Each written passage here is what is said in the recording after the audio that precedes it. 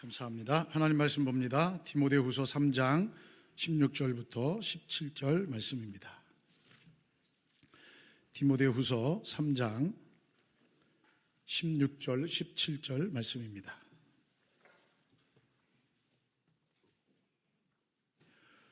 디모데후서 3장 16절 17절 말씀 제가 봉독해 올립니다. 모든 성경은 하나님의 감동으로 된 것으로 교훈과 책망과 바르게 함과 의로 교육하기에 유익하니 이는 하나님의 사람으로 온전하게 하며 모든 선한 일을 행할 능력을 갖추게 하려 함이라. 아멘. 할렐루야. 우리 전호자오 계십니까? 인사하겠습니다. 사랑합니다. 축복합니다. 네, 주님의 이름을 사랑하며 축복합니다. 오늘은 일교차가 없답니다. 아침에 5도라면 최고 기온이 6도랍니다. 다시 말씀드려서 오늘 날씨가 쌀쌀하다는 얘기입니다. 오늘부터 꽃샘추위가 시작된다고 해요. 그래서 또 추위가 갑자기 또 닥쳐오면 또 아무래도 또 건강에 또 감기에 또 취약할 수 있으니까 늘 건강 안에 건강을 잘 지킬 수 있도록 그렇게 주의해 주시면 고맙겠습니다. 자, 오늘은 우리 기본으로 돌아갑시다라는 이 주제로 말씀을 나누는 두 번째 시간입니다. 우리 지난주에는 복음의 기초, 은혜와 구원이라는 주제로 말씀을 나눴고요. 오늘은 말씀의 중요성, 성경의 권위와 이 말씀을 생활에 적용하는 주제를 가지고 함께 은혜의 시간을 갖기를 소망합니다. 자, 이 주제에 대해서 생각하기 전에 우리는 이런 질문을 먼저 던집니다. 여러분은 성경을 어떻게 대하고 계십니까? 여러분들은 성경을 어떤 책으로 생각하고 계십니까? 제가 어렸을 때 성경에 대한 첫 이미지는 이겁니다. 옛날에는 교회가 마룻바닥이었습니다. 기억나시죠? 옛날에는 교회들마다 마룻바닥으로 되어 있는 교회였기 때문에 저녁 늦게 기도를 하시거나 또 혹은 교회에 무슨 행사가 있으면 교회에서 이렇게 누워서 잠도 잤습니다. 그 잠잘 때 뭐가 없죠? 베개가 없어요. 그럼 뭡이죠? 성경을 베개 삼았다가 난리를 당했습니다. 성경을 머리에 뱉다고. 엄청 혼났습니다. 진짜 제 첫 기억이 성경을 뱉다가 성경을 베개로 만들었다고 엄청 혼났습니다. 두 번째, 이제 아이들이 교회 안에서 막 놀이터가 없으니까 교회 안에서 막 뜁니다. 그럼 성경책이 있어요. 자, 뛰어갈 때 성경책을 어떻게 가요? 뛰어넘어요? 피해가요? 뛰어넘었다가 난리를 쳤습니다. 정말 난리가 났습니다. 어디 성경을 뛰어넘냐 해서 제가 기억한 성경의 첫 어떤 제 감동, 느낌은 배면 안 되는 책, 뛰어넘으면 안 되는 책, 이렇게 느꼈습니다. 근데 여러분, 성경은 책입니다.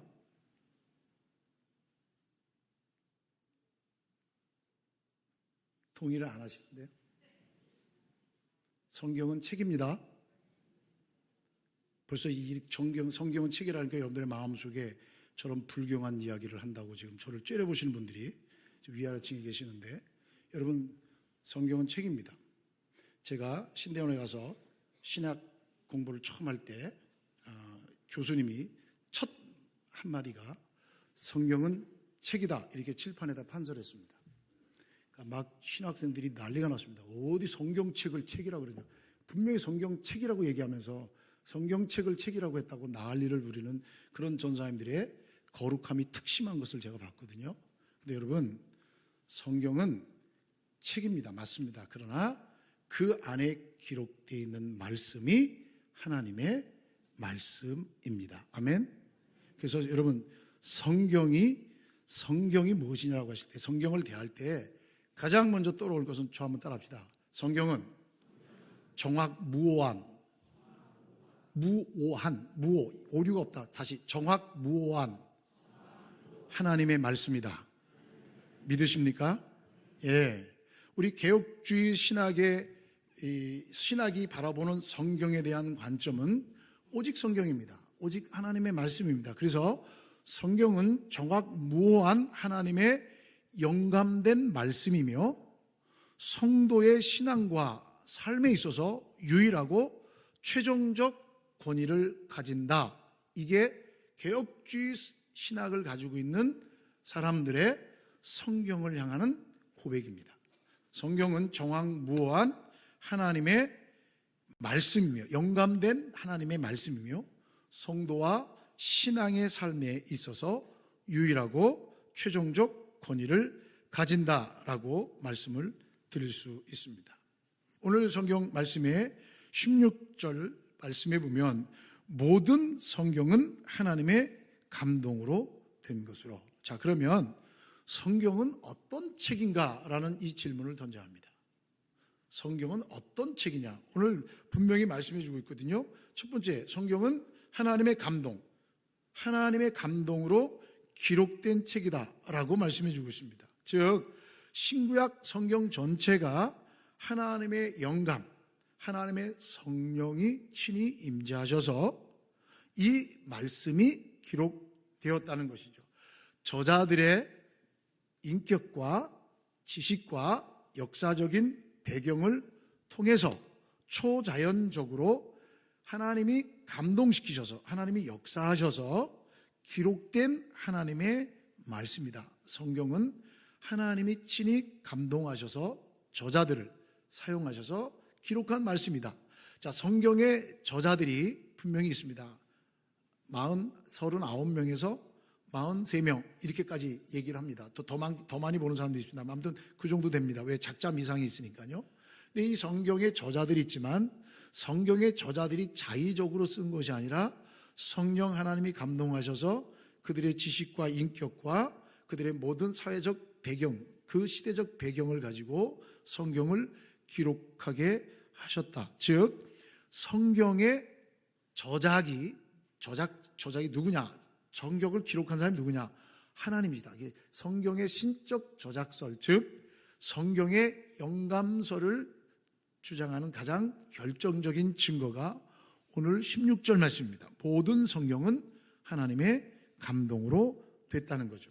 베드로후서 1장 21절 말씀에도 보시면 예언은 하나님의 말씀을 얘기하거든요. 예언은 언제든지 사람의 뜻으로 낸 것이 아니요 오직 성령의 감동하심을 받은 사람들이 하나님께 받아 말한 것입니다 라고 분명하게 성경은 말씀해 주고 있습니다.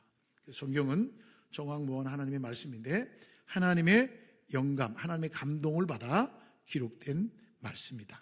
자, 두 번째로 성경은 어떤 책이냐? 성경은 하나님의 말씀이라는 거죠. 그러니까 하나님의 말씀이다. 성경은 무오한 오류가 없죠. 성경을 하나님이 기록하셨기 때문에 성경은 잘못되면 안 되죠. 성경은 오류가 있으면 안 되죠. 그래서 성경은 하나님의 무오한 말씀이시다. 그러니까 성경은 사람의 생각, 사상 이런 것들을 기록한 책이 아니라는 거죠. 성경은 하나님께서 성령을 통해 인간 저자를 감동시켜서 기록하게 하셔서 하나님이 친히 그의 모든 것을 사용하셔서 기록했기 때문에 오류가 있을 수 없는 하나님의 말씀이다라고 기록하고 있습니다. 여러분, 교회의 오랜 고백과 개혁주의 전통은 성경을 정확무오하며 신앙과 생활의 유일한 규범으로 인정하고 있습니다. 여러분, 이 관점이 성경을 보는 관점이 신학입니다. 신학, 어떤 신학을 가지고 있느냐에 따라 성경을 어떻게 보느냐가 달라진다는 것이죠. 성경은 하나님의 말씀이며 오류가 없습니다. 이 모든 것들에 하나님의 간섭이 있었기 때문이죠. 또 성경은 최고의 권위를 지닌 말씀이다. 성경은 최고의 권위를 가지고 있다. 즉 성경이 가지고 있는 말씀의 권위가 있습니다. 성경은 살아계신 하나님의 말씀입니다. 그래서 성경은 모든 것에 있어서 성도들의 신앙생활과 성도들의 모든 삶의 영역에서 최종적인 절대적 권위를 가지고 있다. 하나님의 말씀이기 때문에 이 말씀의 권위를 지니고 있다는 것이죠. 여러분, 성도들의 모든 삶을 결정하는 최종 권위는 오직 성경에 있다. 그래서 우리는 하나님이 말씀하시면 가고 하나님이 멈추라면 멈춥니다. 이렇게 고백을 하는 거죠. 많은 사람들, 혹자들은 얘기합니다. 목사님 알지요. 성경은 하나님의 말씀이죠. 예, 성경은 우리 삶의 규범이고 최고의 권위가 맞지요. 그런데 성경은 어떻게 투자하는지는 안 가르쳐 주잖아요. 그러니까 지금은 중요한 게 말씀이 아니고요, 정보예요. 정보. 이렇게 말씀합니다. 여러분, 그거는 성경 분명히 잠언 기절을 통해서도 말씀해 주고 있거든요. 지혜 있는 자는 하나님의 말씀을 하나님의 말씀으로 받아들여 그 말씀에 순종합니다. 하나님의 말씀의 권위를 인정한다는 얘기입니다. 교회의 전통, 신학, 문화도 중요하지만 여러분, 결국 그 모든 것은 성경의 빛 안에, 그 안에서 분별되고 분석되어야 합니다. 여러분, 여러분들의 삶 속에서 하나님의 말씀이 여러분들의 의사를 결정하는 가장 큰 기준이 되고 있습니까? 성경 말씀이 최고의 권위를 가지고 있는 하나님의 살아계신 말씀임을 믿으십니까? 그렇게 고백할 수 있게 되기를 주님의 이름으로 축복합니다. 오늘 우리가 읽은 모든 성경은 하나님의 감동으로 된 것으로 이렇게 성경은 기록하고 있습니다. 그런데 다른 성경 번역서에 보면, 영어 성경 ASV 번역서에 의하면 이 부분을 16절을 이렇게 번역해 놨습니다. 하나님의 영감으로 된 각 성경은 또한 유익하다라고 이야기합니다. 하나님의 영감으로 된 각 성경은 또한 유익하다. 이 말의 의미는 이겁니다. 이 말의 의미는 성경에는 하나님의 영감으로 되지 않은 혹은 글들이 있다라는 그런 의미입니다. 모든 성경은 하나님의 감동으로 되었는데 어떤 신학적 관점을 갖고 있느냐에 따라 이 성경을 번역할 때 그렇게 번역하는 얘기입니다. 19세기 이후에 발달된 신학의 부류가 있습니다. 사조가 있습니다. 그것을 고등비평이라고 합니다. 이 고등비평으로 시작된 자유주의 신학자들은 성경에는 하나님의 영감으로 기록되지 않은 글들도 많이 있다라고 주장합니다. 자, 이러한 주장들을 펼치는 자유주의, 요즘에 들어온 그런 자유주의 신학자들을 신정통주의라고 얘기합니다. 그래서 성경은 인간이 감동하고 받아들일 때만이 하나님의 말씀이고, 내가 감동하지 않고 동의하지 않을 때는 하나님의 말씀이 아니다 라고 성경을 해석하는 신학자들의 견해가 신정통주의입니다. 그것이 자유주의죠. 그래서 성경에는 오류가 있을 수 있기 때문에 하나님의 영감되지 않은 말씀이 있기 때문에 오류가 있다라고 말하는 것입니다. 여러분, 이것은 하나님의 말씀 위에 인간이 올라가 있는 겁니다. 인간이 하나님의 말씀 위에 올라서서 성경을 유한한 인간의 이성의 잣대로 판단하는 태도죠. 여러분, 성경은 인간이 아무리 자기의 신학적 잣대와 지식을 가지고 해석한다 할지라도 성경은 정확무한 하나님의 말씀이며, 성경은 성경 자체로 하나님의 말씀의 권위를 갖고 있습니다. 믿으십니까? 안 믿으세요? 믿으십니까? 여기서 흔들리면 신앙 다 깨지는 겁니다. 여기서 흔들리면 신앙 깨지는 거예요. 인간의 생각과 경험에 의해서 이해되어져야만이 하나님의 말씀이 아니라 내 뜻과 상관없이, 내 이해와 상관없이 하나님의 말씀은 정확무한 하나님의 계시의 말씀이다. 아멘.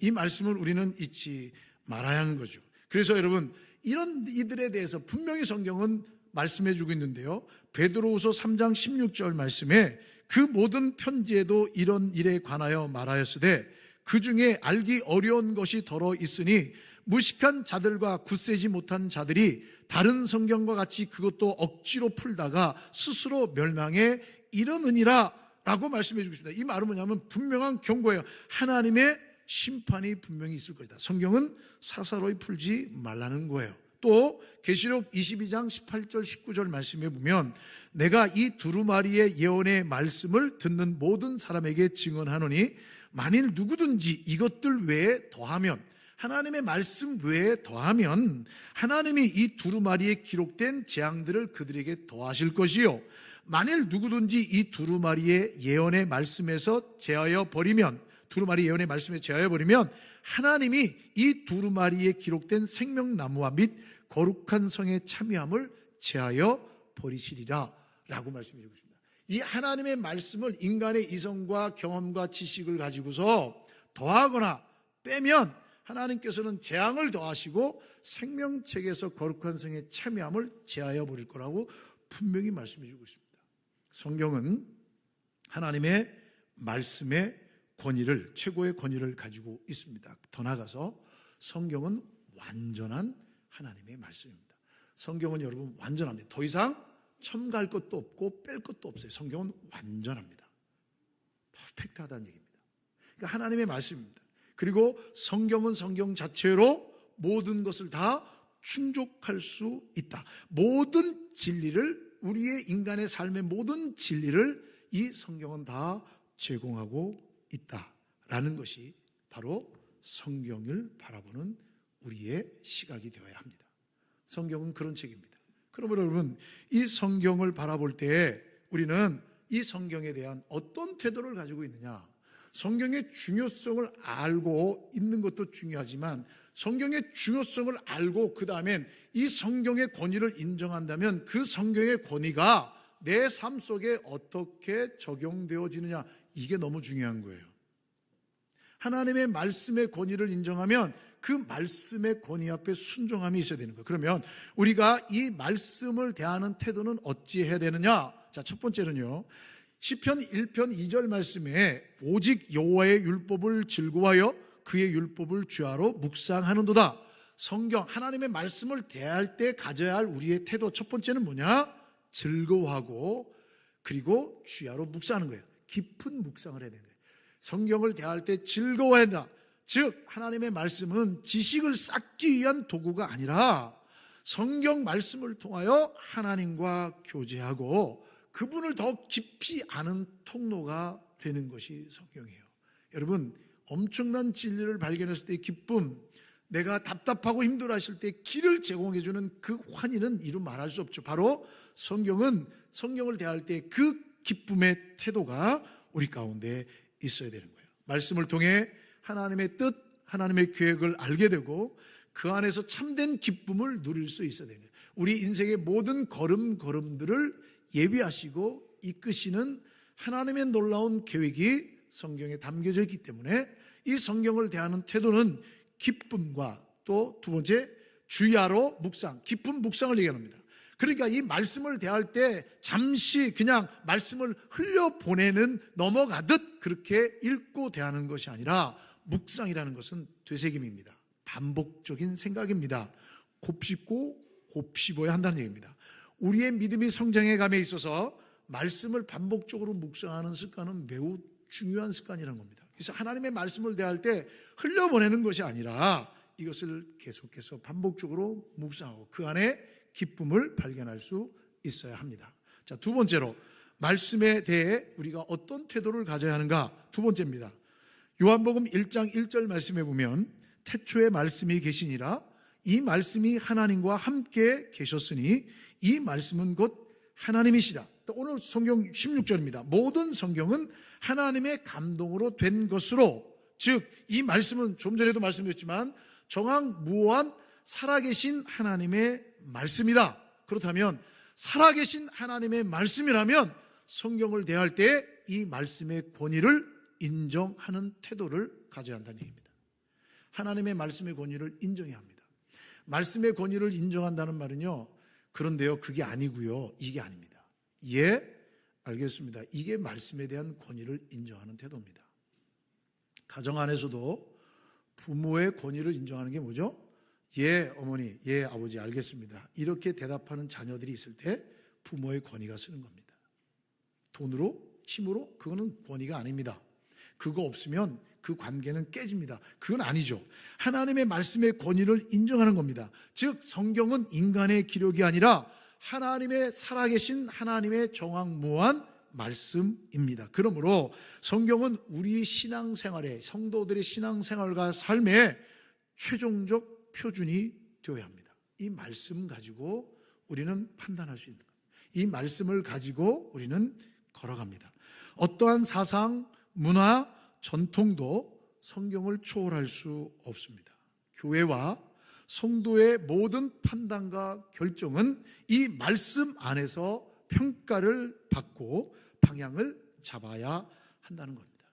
더 나아가서 이 말씀에 대한 순종입니다. 하나님의 말씀이고 전능하신 하나님, 정확무한 하나님 말씀, 그 하나님의 말씀을 믿는다면 우리는 이 말씀에 순종해야 합니다. 어떤 때는 이 말씀이 다 이해가 되지 않을 때도 있습니다. 어떤 때는 설교 말씀을 듣고 막 반발할 때가 있습니다. 어떤 때는 내 경험과 내 지식과 동의되지 않을 때가 있습니다. 그런데 여러분, 이 말씀을 기준 삼아 나의 생각을 내려놓고 따르는 겸손이 필요합니다. 왜요? 성경은 온 우주 만물을 창조하신 살아계신 하나님의 정확무한 말씀이기 때문입니다. 내가 이해하지 못하는 그 문제 너머에 하나님은 길을 갖고 계십니다. 여러분, 우리가 살아가는 삶 속에, 우리의 사회 속에 혼란이 있습니다. 우리는 혼란이라고 얘기하죠. 왜요? 우리는 길을 못 찾으니까, 우리는 방향성을 못 찾으니까 혼란이죠. 그러나 하나님은 이 혼란 속에 길을 두고 계십니다. 그게 하나님입니다. 하나님은 길을 예배해 두고 있습니다. 여러분, 그것이 진짜 하나님의 역사거든요. 여러분, 출애굽이라는 말이 여러분 길 밖의 길이라는 얘기입니다. 다시 말씀드려서 애굽에서 계속 있을 때는 하나님의 뜻을 찾을 수 없습니다. 애굽에서 나와야 하나님의 새로운 길을 걸어갈 수 있다는 얘기입니다. 우리의 생각과 방법이 아니라 하나님의 뜻하심에 순종할 때 우리는 하나님의 놀라운 역사를 체험할 수 있게 됩니다. 세 번째로 하나님의 말씀을 대하는 태도는 말씀의 능력을 믿고 그 믿는 하나님의 말씀을 능력을 믿는 삶을 살아가야 하는 것입니다. 말씀을 믿는 믿음으로 살아가야 합니다. 우리가 말씀을 듣고 깨닫고 끝난 것이 아니라 그것을 믿는 능력으로 살아가야 합니다. 히브리서 4장 12절 말씀에 하나님의 말씀은 살아있고 활력이 있어 좌우의 날선 어떤 검보다도 예리하여 혼과 영과 및 관절과 골수를 찔러 쪼개기까지 하며 또 마음의 생각과 뜻을 판단하나니. 무슨 얘기입니까? 하나님의 말씀이 얼마나 강력한지, 하나님의 말씀은 우리의 생각도, 우리의 판단도, 우리의 행동도, 우리의 마음 먹는 것까지도 다 변화시키는 능력 있는 말씀이라는 겁니다. 하나님의 말씀은 내 고집을 꺾습니다. 하나님의 말씀은 내 경험을 내려놓게 합니다.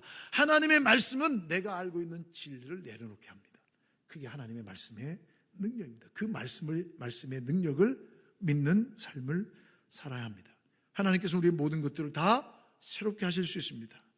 성경은 단순히 과거에 쓰여진 옛 문서가 아니라 오늘 우리가 살아가고 있는 삶의 현장에 직접적으로 작용하는 살아계신 하나님의 능력의 말씀이 바로 성경입니다.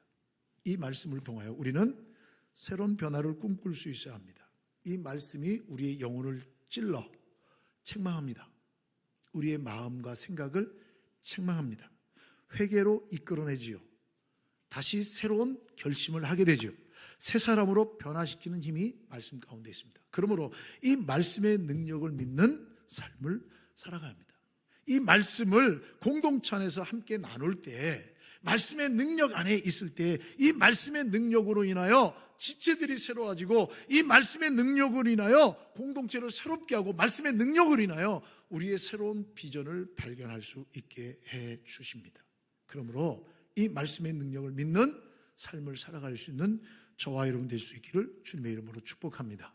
네 번째로 성경을 대하는 우리의 태도는 어떤 태도여야 되느냐? 여러분, 성경의 원저자가 누구라고요?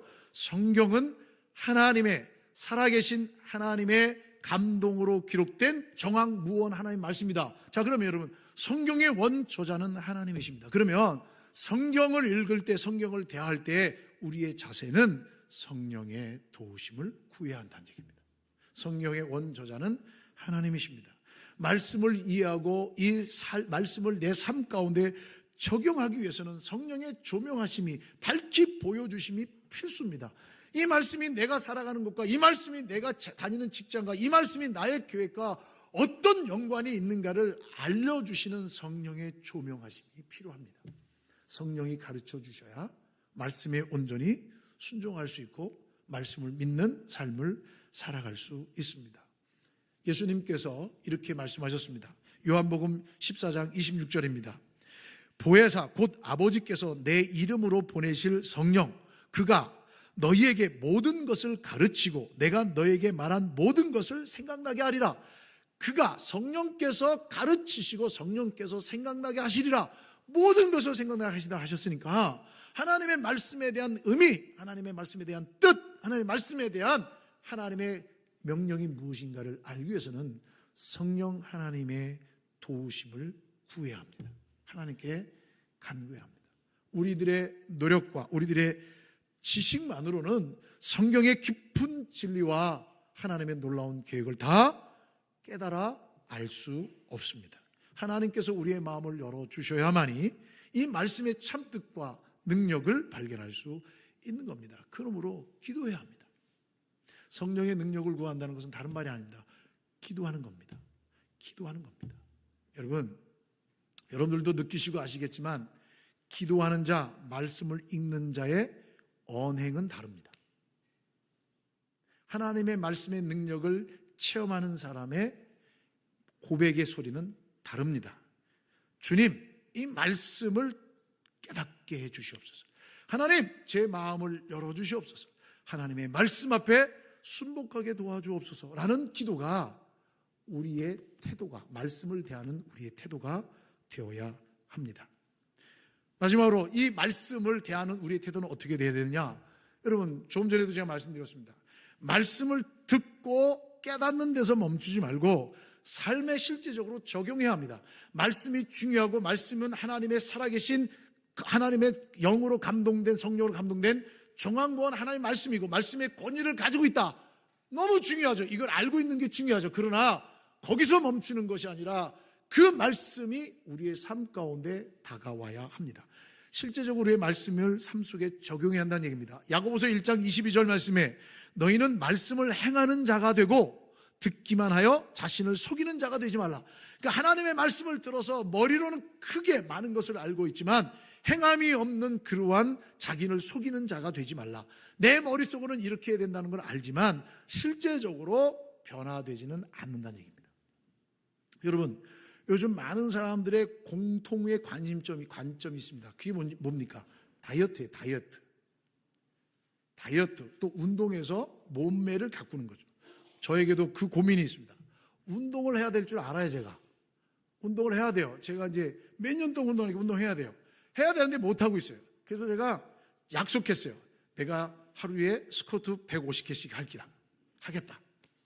근데 이걸 안 지키는 거예요. 제가 왜 안 지키는지 아십니까? 제가 스쿼트를 하면 60개를 하잖아요. 60개. 한 번에 쉬지 않고 60개를 하잖아요. 온몸에 전율이 옵니다. 너무 힘들어요. 너무 힘들어서 막 다리가 부들부들 떨려. 너무 힘든 거예요. 그 고통이 이루 말할 수가 없어요. 그 60개라고 일어나면 일어납니다. 150개 한다니까 몇 개 남았어요? 아무튼 더 남았어요. 그럼 또 해요. 그 다음에요. 그 다음 하면 제가 몇 개 하냐면 40개에서 50개 합니다. 50개 하면 아까 60개 할 때보다 더 힘들어요. 너무너무 힘든 거예요. 너무너무 힘들어가지고 막 온몸을 틀어요. 막. 근데 약속했으니까 막 합니다. 그래서 50개 했어요. 그럼 110개. 그럼 몇 개 남았어요? 40개 남았어요. 40개는요, 꼭 지옥 문턱에 가는 것 같아요. 제가 그 고통을 알기 때문에 운동하기를 거부해요. 제 머릿속으로는 운동해야 되는 줄 아는데 그 고통을 아니까 힘드니까 안 하는 거예요. 즉 머리로는 알지만 행동으로 옮기지 않을 때 스쿼트 150개를 해야 된다는 지식은 아무 의미가 없는 거예요. 하나님의 말씀의 능력을 알아요. 하나님의 말씀의 중요성을 알아요. 그러나 내 삶 속에 실천하지 않으면, 이 말씀을 내 삶 속으로 갖고 오지 않으면 아무런 능력도 나타나지 않아요. 성경적 지식이 아무리 많아도 그것을 행하지 않으면 하나님이 원하시는 열매를 맺을 수가 없어요. 작은 것부터 시작하는 거예요. 작은 것부터, 우리 생활의 작은 것부터, 아주 작은 것, 말씀대로 참겠습니다. 주님, 제가 인내하겠습니다. 여러분, 인내하기 쉽지 않거든요. 내가 좀 버럭한다 그러면 여러분, 하나님 제가 한 번은 참겠습니다. 두 번은 참겠습니다. 여러분, 이거 쉽지 않은 일이에요. 그런데 한 번 시작하는 거예요. 실수해도 실패해도 또 하는 거예요. 또 하는 거예요. 여러분, 사랑하는 훈련, 사랑하는 거 어려워요. 진짜 어렵거든요. 여러분, 내가 싫어하는 사람, 내가 미워하는 사람 잘라내긴 쉬워도 그 사람을 사랑하고 있다, 사랑한다는 건 쉽지 않아요. 근데 이거 훈련해야 되는 거예요. 왜요? 하나님 말씀이니까. 하나님이 사랑하셔서 독생자를 보내주셔서 우리를 구원해 주신 사랑을 받았으니까 이 훈련도 해야 된다는 거예요. 하나님의 말씀을 들었으면 그것을 우리의 삶 속에 실천하는 도전이 분명히 있어야 되는 거예요. 용서, 여러분, 용서는요, 내 가슴을 도려내는 듯한 고통이 있다니까요. 용서 잘 안 돼요. 하나님이 우리를 무조건적으로 용서해 주셨잖아요. 용서받아서 우리 하나님의 자녀 됐잖아요. 근데 우린 용서가 안 돼요. 하나님의 용서를 받아서 하나님의 거룩한 자녀가 됐는데 용서를 못하는 삶을 사니까 하나님의 말씀의 능력을 체험하지 못하는 거예요. 아무리 머릿속으로 많이 알고 아무리 예배 오래 드려보세요, 이런 능력과 기쁨을 체험하나? 전혀 못해요. 그런데 이 말씀의 중요성을 깨달았으면 내 삶 속에 가지고 와야 돼요. 작은 것부터. 그때 이 말씀이 나를 변화시키는 능력을 체험하게 됩니다. 그러면 왜 이렇게 해야 합니까? 오늘 성경은 이렇게 말합니다. 이렇게 권위 있는 말씀입니다. 16절 보세요. 교훈과 책망과 바르게 함과 의로 교육하기에 유익하다. 교훈, 진리를 가르쳐주고, 책망, 잘못된 길로 들어갈 때 돌이키게 해주고, 바르게 하고, 돌이킨 후에 또다시 벗어나지 않고 그 길을, 올바른 길을 걷게 해주고, 의로 교육, 거룩한 하나님의 성도의 삶을 살아가도록 계속해서 함께 해주는 능력이 어디에 있다? 말씀에 있다는 거예요. 그러면서 17절 말씀 뭐라고 되어 있습니까? 이렇게 얘기해줘요. 이는 하나님의 사람으로 온전하게 하며, 온전하게 한다는 말은 완벽하다는 얘기가 아니에요. 신앙적으로 성숙해 가는 과정이에요. 성화의 과정이에요. 완전할 수 없어요. 우리는 완전하지 않아요. 여러분, 목사라고 완전할 것 같아요? 아니에요. 신앙생활 오래 했다고 완전 아니에요. 우리는 연약한 존재. 그런데 신앙적으로 성숙해지는, 성경이 가지고 있는 목적이 있어요. 우리를 온전하게 하며 모든 선한 일을 행할 능력을 갖게 해준다. 즉, 말씀이 지식으로 끝나는 것이 아니라 실제 행위에서 삶과 열매로 나타날 수 있도록 도와주는 말씀이 성경 말씀이라는 거예요. 그래서 이 말씀대로 우리는 살아가야 하는 겁니다. 사랑하는 여러분, 우리 다시 신앙의 기본으로 돌아갑시다. 복음의 기초를 알았다면 말씀의 중요성을 깨닫고 말씀을 내 삶 가운데 따라 순종해 갈 수 있는 하나님의 거룩한 사람들이 되어야 합니다. 그러면 말씀을 인정해야 합니다. 말씀의 능력을 믿어야 합니다. 성령 하나님의 도우심이 있어야 합니다. 내 생각, 내 능력, 내 결심 갖고 안 됩니다. 이 말씀을 내 삶에 직접 적용하는 겁니다. 그리고 이 말씀을 마음에 새기고 실천하는 겁니다. 그럴 때 성경은 책을 넘어, 이 성경은 책을 넘어서, 성경은 책이다 그랬잖아요, 제가. 그런데 우리가 그렇게 할 때 이 책을 넘어 우리의 영혼을 살리고 내 삶을 회복시켜 주시고 우리 교회를 세우는 하나님의 능력의 말씀이 됩니다. 그런 은혜가 저와 여러분들 가운데 회복될 수 있기를 주의 이름으로 축원합니다. 기도하시겠습니다. 하나님 아버지, 감사합니다. 연약한 우리들이지만 하나님의 능력의 말씀으로 우리를 세워주시고 믿음의 길을 걸어갈 수 있도록 은혜 주셔서 감사합니다. 하나님, 우리가 다시 신앙의 기본으로 돌아가 복음의 기초를 바로 깨닫고 더 나아가 하나님의 말씀의 중요성을 깨달아 말씀이 정확무한 살아계신 하나님의 말씀임을 고백하며 말씀을 하나님의 말씀으로 인정하고 말씀 앞에 순종하며 말씀의 능력을 믿고 살아가며 성령 하나님의 도우심을 통해 날마다 새로워져 하나님의 기쁨을 경험하는 삶의 모습으로까지 나아갈 수 있도록 도와주셔서 이 말씀을 통해 우리가 하나님의 거룩한 자녀요 주님의 제자됨을 깨닫고 경험할 수 있도록 은혜 베풀어 주시옵소서. 그래서 단순한 책을 넘어 살아계신 하나님의 말씀으로서의 능력을 체험하는 우리의 남은 생애들이 될 수 있도록 하나님 복 내려 주시옵소서. 예수님의 이름으로 기도하옵나이다. 아멘. 우리 자리에서 다 일어나셔서 찬송가 202장 함께 찬양하시겠습니다.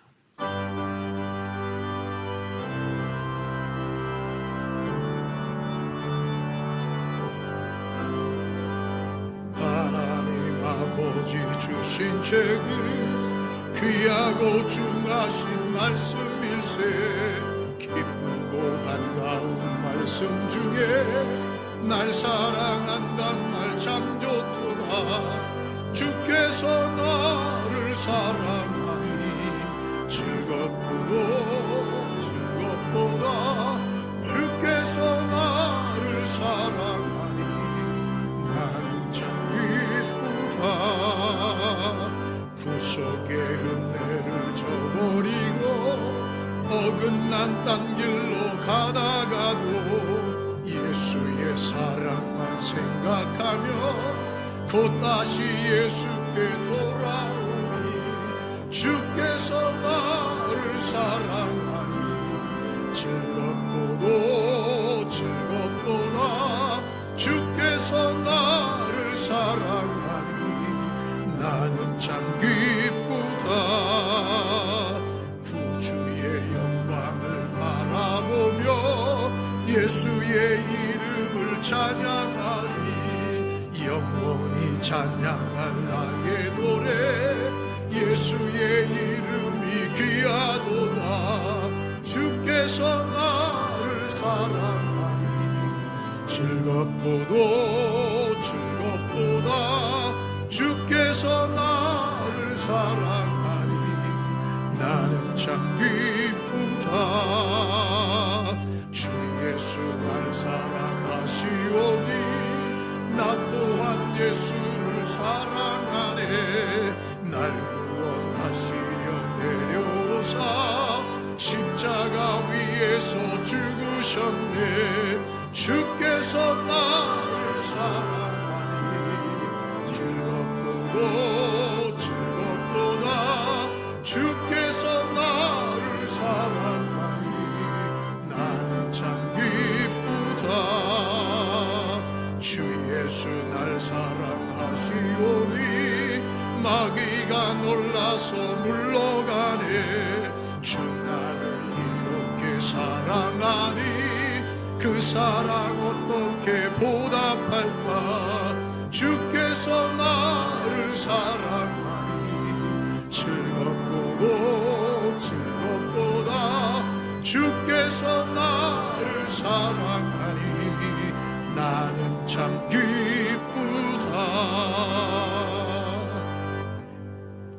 지금은 우리의 유일한 구원자이신 우리 주 예수 그리스도의 은혜와 독생자 외아들 우리 가운데 아낌없이 보내주신, 그래서 우리를 구원하신 하나님 아버지의 넓고 다함이 없는 그 사랑하심과 말씀의 능력과 하나님의 귀하신 뜻을 깨달을 수 있도록 힘주시고 도움 주시는 성령 하나님의 위로교통 감화 감동하심의 역사가, 하나님의 말씀의 중요성을 깨닫고 이 말씀이 우리 삶의 우선순위가 되며 말씀을 통해 우리의 삶이 변화되어 말씀대로 순종하는 하나님의 거룩한 자녀로서의 복된 삶을 살아갈 것을 다짐하고, 힘들고 어려움 속에서도 성령 하나님을 의지하며 하나님의 도우심 가운데 실천하며 살아갈 것을 다짐하고 이로서는 주의 모든 믿음의 성도들 머리머리 위에와 가정과 일터와 생업과 자녀들 위해 환우들의 부르짖음 위에 해외 군에 가 있는 자녀들 성도들 머리 위에 샬롬 믿음의 공동체 위에 이 나라와 이 민족 가운데 복중의 생명까지 이제로부터 영원토록 함께 있을지어다. 아멘.